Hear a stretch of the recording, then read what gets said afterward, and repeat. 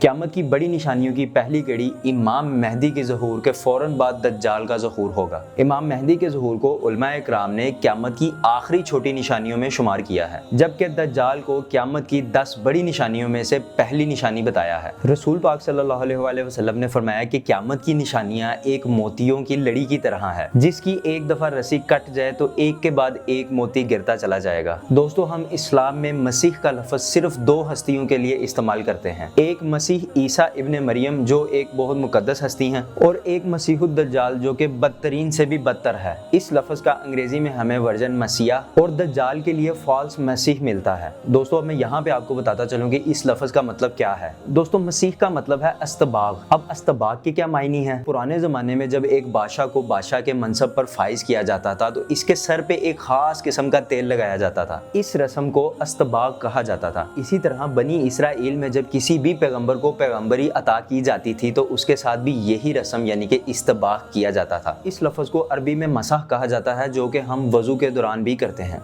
ये एक हुक्म था जो अल्लाह ताला की तरफ से पिछले पैगम्बरों पर नाजिल हुआ। आखिरी पैगम्बर जिनको अल्लाह ताला के हुक्म से इस्तबाग दिया गया वो हज़रत ईसा अलैहिस्सलाम थे, इसलिए इनको मसीह कहा जाता है। अब दज्जाल चूँकि मसीह ईसा अलैहिस्सलाम के मुकाबले में आएगा तो उलमा किराम का मानना है कि इसके पैरोकार भी इसको इस्तबाग करेंगे, और इसका खिताब है मसीह और इसका लक़ब है दज्जाल। लफ्ज़ दज्जाल दजल से निकला है और इसका मतलब है बदतरीन किस्म का धोखा। मान ले कि चीज़ों को यूँ मिला के पेश करना कि सच और झूठ को अलग करने में बहुत मुश्किल हो जाए और शदीद किस्म का धोखा हो। तो क्या वही एक मसीहुद दज्जाल है? ऐसा नहीं है दोस्तों। रसूल पाक सल्लल्लाहु अलैहि वसल्लम ने फरमाया कि उनके बाद 30 ऐसे दज्जाल आएंगे और हर कोई अपने नबी होने का दावा करेगा। अब जो भी इस दौर में नबी होने का दावा करेगा, इस हदीस के मुताबिक हम उसको इन 30 दज्जाल में से एक दज्जाल समझ सकते हैं। दोस्तों, इनमें से एक दज्जाल की कहानी आपको मैं सुनाता हूँ, जो रसूल पाक सल्लल्लाहु अलैहि वसल्लम के दौर में ही मौजूद था, लेकिन रसूल पाक सल्लल्लाहु अलैहि वसल्लम को भी अल्लाह की तरफ से इस चीज़ का इल्म नहीं था कि ये दज्जाल आखिरी दज्जाल में से हैं या फिर ये उन 30 छोटे दज्जालों में से एक है। दोस्तों, ये एक जादूगर और नजूमी था। इसका नाम था साफी इब्न अल-सयाद। इसका ताल्लुक मदीना के यहूदी कबीलों में से एक खानदान से था। उसका मानना था कि उसको जिन्नात के विजन्स नजर आते हैं और इसको गैब का इल्म भी है। अब रसूल पाक सल्लल्लाहु अलैहि वसल्लम कुछ सहाबियों के साथ इसके पास गए। इब्न सयाद इस वक्त 13-14 साल का लड़का था और बाकी बच्चों के साथ खेल रहा था। अब जब रसूल पाक सल्लल्लाहु अलैहि वसल्लम इसके पास गए तो इसको तब तक पता ना चला जब तक रसूल पाक सल्लल्लाहु अलैहि वसल्लम ने इसके कंधे पर हाथ नहीं रखा। फिर आप सल्लल्लाहु अलैहि वसल्लम ने फरमाया कि क्या तुम गवाही देते हो कि मैं अल्लाह का रसूल हूँ? तो इस पर इसने ऐसे तौहीन अमेज़ लहजे में कहा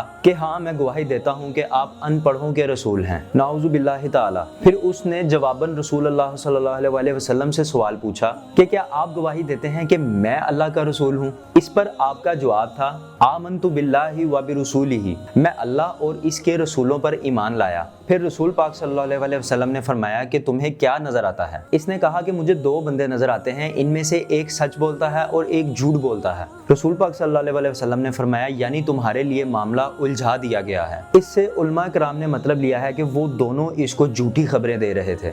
अब रसूल पाक सल्लल्लाहु अलैहि वसल्लम ने इसका एक टेस्ट लिया जिसमें ये साबित हो सके कि ये सच बोल रहा है कि झूठ बोल रहा है। अब रसूल पाक सल्लल्लाहु अलैहि वसल्लम ने सूरत अल-दखान की आयत नंबर 10 या दिल में पढ़ी या सहाबा को इससे कुछ दूरी पे ले जाके सुनाई। अब ये एक सादा सा टेस्ट था। अगर वो एक नजूमी था या उसको गैब का इल्म था या वो कोई भी जादूगर था तो वो ये एक सादा सा टेस्ट आसानी से पास कर लेता। जब रसूल पाक सल्लल्लाहु अलैहि वसल्लम ने पूछा कि वो कौन सी बात है जो उन्होंने सोची, तो आगे से वो सिर्फ दख दख दख कहता रह गया, यानी आयत के लफ्ज़ दुखान में से सिर्फ 2 लफ्ज़ ही कह पाया। इससे हमें यह पता चला कि किसी न किसी तरह से उसका शैतानी जिन्नात से राब्ता ज़रूर था, जो वो इतना भी बता सका। खैर, रसूल पाक सल्लल्लाहु अलैहि वसल्लम ने उसको सख्त अल्फाज के साथ चुप करवा दिया और ये भी कहा कि तू इससे आगे हरगिज़ नहीं जा सकता। अब दोस्तों, हज़रत उमर फ़ारूक रज़ी अल्लाह ताला अन्हु रसूल पाक सल्लल्लाहु अलैहि वसल्लम के बिल्कुल साथ खड़े थे और नबी पाक सल्लल्लाहु अलैहि वसल्लम के मिजाज को जानते हुए हज़रत उमर फ़ारूक रज़ी अल्लाह ताला अन्हु ने फरमाया कि अगर आप कहें तो मैं इसका सर तन से जुदा कर दूं।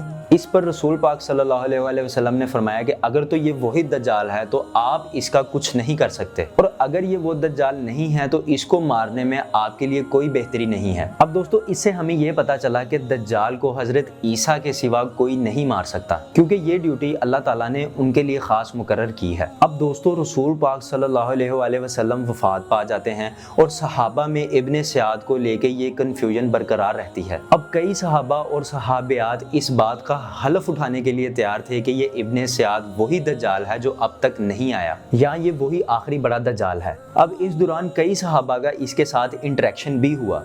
हज़रत अबू सईदुल खदरी का वाक़या अगर आप पढ़ना चाहते हैं तो आप वीडियो को पॉज करके पढ़ सकते हैं। खैर, इब्ने सयाद का जिन्नात की दुनिया से कुछ ना कुछ तो ताल्लुक था ही, और यौम खरात को वो अचानक से गायब हो जाता है और किसी को पता नहीं चलता कि वो कहाँ गया है। अब दोस्तों, इस सीरीज़ की अगली वीडियो में हम जानेंगे कि क्या जूइश और क्रिश्चियन भी मसीह पर ईमान रखते हैं, इनका आखिर क्या अकीदा है, और फिर बात करेंगे उस आखिर में आने वाले बड़े दज्जाल की जिसका सबसे ज़्यादा चर्चा है और जिसके बारे में रसूल पाक सल्लल्लाहु अलैहि वसल्लम ने भी हमें खबरदार किया है। दोस्तों, मिलते हैं इस सीरीज़ की अगली वीडियो में। अगर ये वीडियो इन्फॉर्मेटिव लगा तो अपने दोस्तों के साथ ज़रूर शेयर करें। अपना ख्याल रखिए। अल्लाह हाफिज़।